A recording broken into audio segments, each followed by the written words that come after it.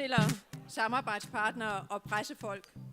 Hjertelig velkommen til åbningen af Boat Show 2015. Danmarks eneste indendørs bådudstilling. På det 25.000 kvadratmeter store udstillingsområde har vi i dag 217 udstillere og flere end 220 både på plads. Herunder flere Danmarks premiere, skandinaviske premiere og sågar verdenspremiere.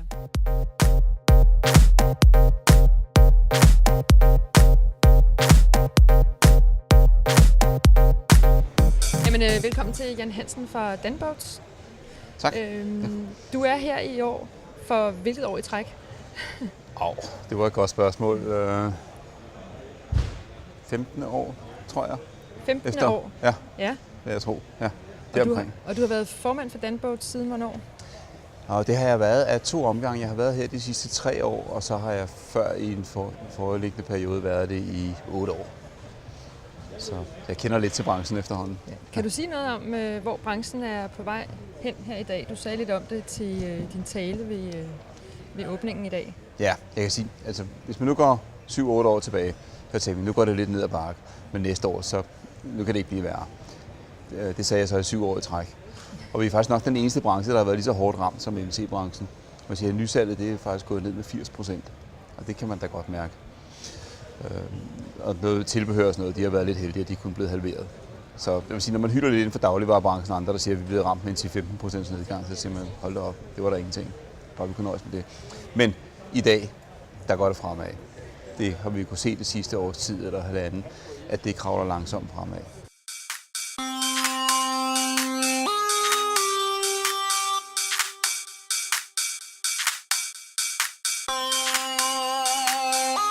Vi har fat i nok, altså dem, der godt kan lide at køre sjove sportsvogn og sådan noget. Altså folk, der godt kan lide lidt fart, altså selvfølgelig det grå guld, og folk, der kan lide at sejle, det er dem, jeg henvender til.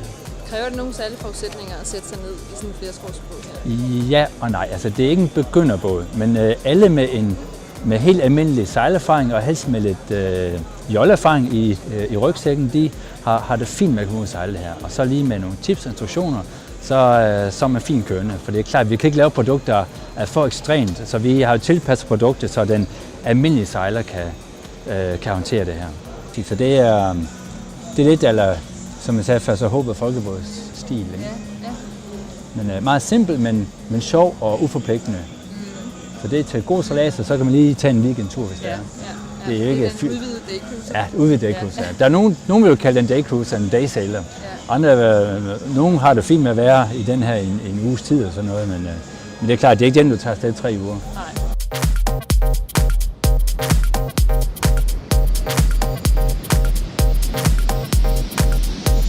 Vi er bådstyrsgrossist og repræsenterer vores varer igennem forretninger. Men her der har vi ligesom selv mulighed for at komme ud og snakke med kunderne, hvad det er, de ønsker, og hvad de kan lide, og om de har nogle problemer med nogle ting. Og vi lærer noget hver år, når vi er med på de her udstillinger. Så det er og som sagt, så er det et startskud for den nye sæson. Og hvad gør du med den feedback, du får fra kunderne? Jamen dem bruger vi jo selvfølgelig, når vi skal ud og kigge efter nye produkter.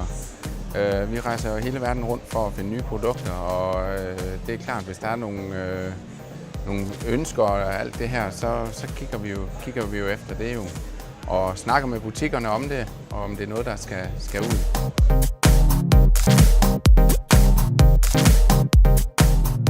Det har været hektisk, og det har været fantastisk godt at se, at folk er kommet lige fra morgenstunden, og det har overrasket os meget, fordi vejret er så fint, og også fordi at vi plejer lige at løbe messerne i gang, men med næsten 2.000 mennesker i går, og jeg tror også et rekordtal i dag, så har det været en rigtig god start på messen. Meget optimistisk, så vi er glade. Hvad er jeres besøgende gerne vil se? Jamen, de kommer netop for at sammenligne de 2 bådtyper, vi har med her, altså cruising-linjen og performance-linjen.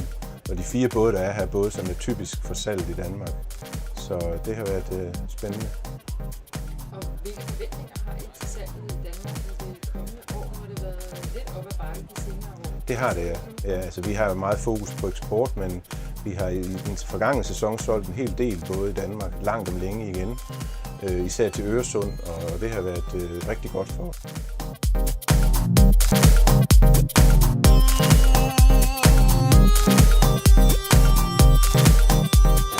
Gode Propeller er grundlagt for 40 år siden og er en specialiseret fabrik med foldpropeller til sejlbåde. Vi har valgt at koncentrere os om det område, fordi det er vi rigtig, rigtig gode til. Vi har tobladede propeller til akselinstallationen, som er propeller til sejlbåde fra typisk 25 fod og op til ca. 50 fod.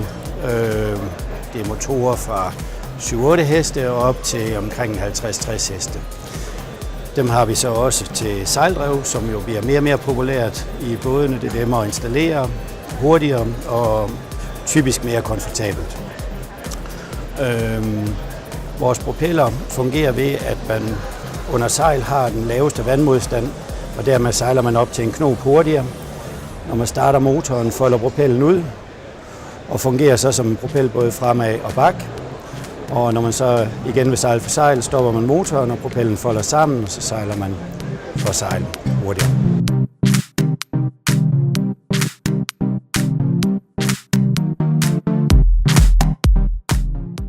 Jeg kan jo starte med, når vi står på Dansk Sejlunions stand for at sige, hvorfor en liga.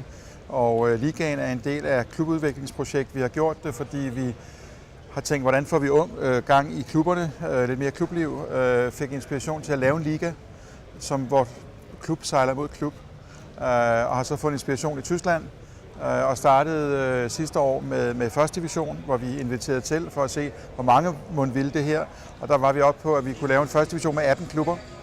Det har så vist sig, at den interesse er fuldstændig eksploderet i det både vi sejler i her, som er sådan J70, vi står op af her, som er sådan det, vi kan kalde moderne sejlads, hvor man sådan i gamle dage sejlede noget, der hed folkebåd og håbåd og hvad ved jeg. Så vil vi gerne lave noget, som appellerer til unge mennesker, så vi kan få dem til at blive i sporten. Og så har vi lavet det her projekt, og det er fuldstændig eksploderet. Her i Danmark sejler vi nu her i 2 divisioner. Det er sådan, at fra 15 er der faktisk 14 andre lande, som sejler nationale ligaer, og vi sejler Champions League mod hinanden osv. Og vi kan mærke, at de unge mennesker, vi har været med, og noget af det, I kan se på video her også, at de siger, wow, det er jo sådan her, vi gerne vil blive, i sporten, hvor man kan sige, før med kun de lidt ældre kølbåde, var det svært at holde dem fra en 29'er, 49'er, og så ind i noget, som lignede sådan nogle ældre gråhårede mænd sejlede i. Så vi har altså fundet et koncept her, som virkelig giver klubliv. Det er derfor, vi har gjort det, så det er fantastisk.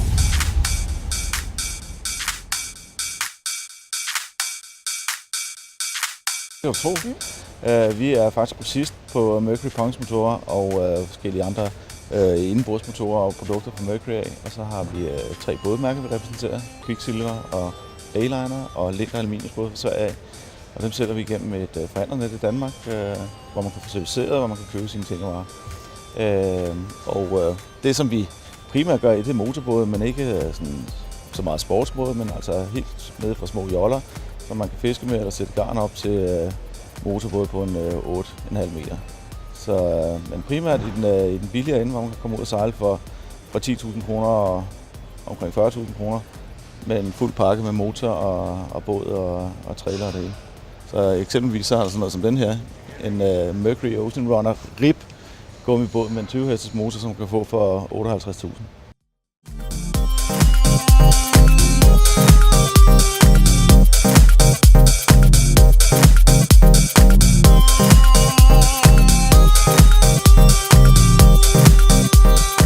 Før i tiden brugte både Genoa, altså store forsejl.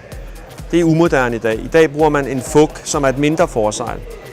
Og når man sejler med en fug, så har man opfundet det her self-tagging jib system, altså selvslående system, der gør, at fuggen sidder fast her, og når du så slår over, så kører det med over. Så skal du ikke hive ind. Du skal ikke hive ind i skødet. Det er super smart, så du kan sejle en båd, og hvis du ligger og krydser for eksempel, og også har trimmet dit store sejl, jamen så skal du overhovedet ikke røre noget tovværk. Så skal du kun røre rattet. Det er faktisk smart. Så kan du med et stykke tovværk slække på Genoa-skødet, sådan, så du får mere slæk på. Der bruger du et stykke tovværk. Men du bruger ikke noget, du står ikke og hiver ind hver gang i den ene side og den anden side. System her.